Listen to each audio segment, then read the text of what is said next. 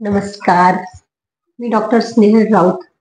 आज आपण मेनार्क याविषयीची संपूर्ण माहिती बघणार आहोत. मेनार्क म्हणजे मुलीला जेव्हा पहिल्यांदा मासिक पाळी येते त्यालाच मेनार्क असे म्हणतात. आयुर्वेदानुसार याचा काळ वय वर्ष 12 ते वय वर्ष 16 एवढा सांगितलेला आहे.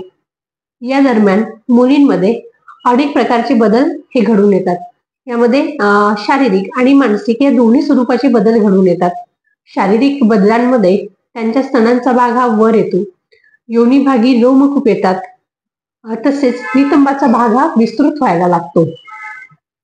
मानसिक बदलांमध्ये त्या एकलकोंड्या होतात, चिडचिड्या होतात, उदास होतात. परंतु हल्लीच्या काळामध्ये मेनार्कचे वय हे फारच अलीकडे आलेले दिसतंय.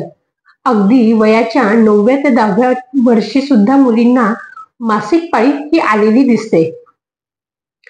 याचे सर्वात महत्वाचे कारण म्हणजे आपली बदललेली जीवनशैली, तसेच सोशल मीडिया, टीव्ही यावर उघडपणे दाखवणारी लैंगिक प्रदर्शने, बैठी जीवनशैली, व्यायामाचा अभाव, फास्ट फूड, जंक फूड इत्यादींचे सेवन, तसेच शारीरिक काही विकृती असल्यास, हार्मोनल इम्बॅलन्स या सगळ्या कारणांमुळे मासिक पाळी ही लवकर येते. परंतु ज्या मुलींमध्ये मासिक पाळी ही लवकर येते त्या मुलींमध्ये पुढे जाऊन हृदयरोग, बीपी, मधुमेह, ब्रेन स्ट्रोक, पॅरालिसिस यासारखे आजार होण्याचे प्रमाण हे जास्त दिसून येतात. जशी मासिक पाळी ही लवकर येते तसेच अगदी याच्या विरुद्ध कंडिशन पण आपल्याला व्यवहारामध्ये पाहायला मिळते.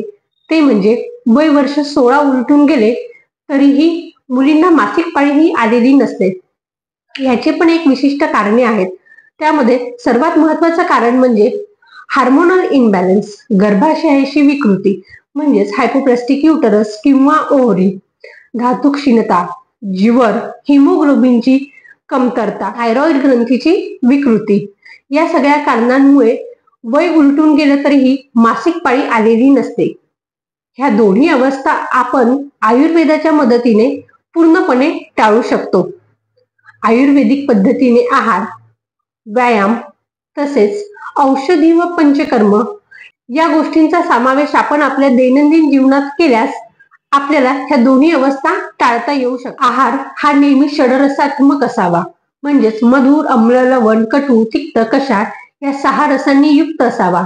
नेहमी ताजे, स्निग्ध, गरम व शरीराला पोषण असे अन्न असावे. तसेच योग्य प्रमाणात ड्रायफ्रुट्सचा समावेश असावा. सीझनल जे फ्रुट्स आपल्याला अवेलेबल असतात ते पण आपल्या आहारामध्ये त्याचा पण समावेश असावा. आंबवलेले पदार्थ, बाहेरचे पदार्थ, तळलेले, अति मसालेदार पदार्थ आपल्या रोजच्या जेवणामध्ये असू नये. रोजचं जेवण अर्थातच सात्विक, शुद्ध असावं.